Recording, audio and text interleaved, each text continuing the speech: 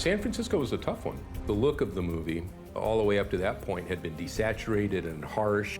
And it's not until San Francisco, the first time in the movie, we start seeing vegetation, green grass, skies are warmer, a little more hopeful, and the saturation, the colors coming back in the movie.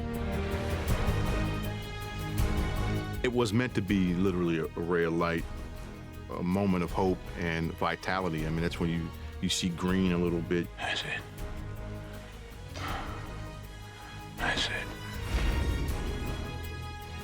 Here's the thing that was visually very difficult. What's the difference between a destroyed world that's being overgrown with life or a living world that's been destroyed, and both are at about the same level? One looks like a living world that's just been hurt, and the other one looks like a destroyed world that's starting to feel some kind of resurrection. Visually, it's a difficult thing to do. An example of this is when Eli says, You smell that? What? In the air? Salt? and the Suburban is driving past the destruction and just starting to get into the areas of green.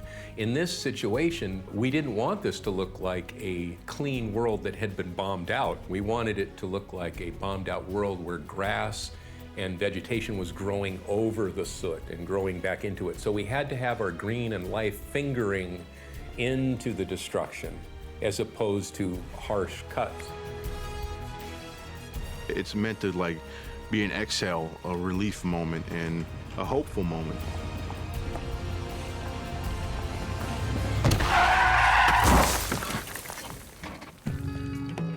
Before we even started shooting principal photography, we went to San Francisco for 3 days and we shot from a helicopter all of our location positions on the shoreline at Crissy Fields, all the stuff from the boat in the water, everything on Alcatraz, and that gave us our blueprint.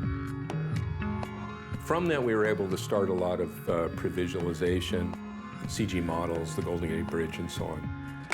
We weren't going to shoot San Francisco with our actors in front of green screen and set pieces for set extensions until the end of the schedule.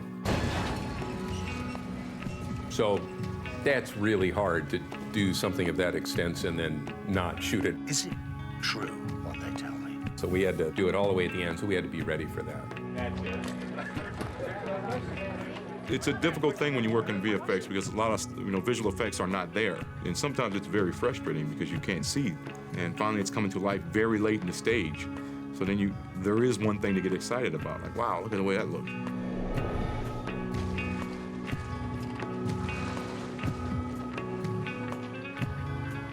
There was a lot of prep, a lot of work, and even in the end, we were working on those shots until the last second.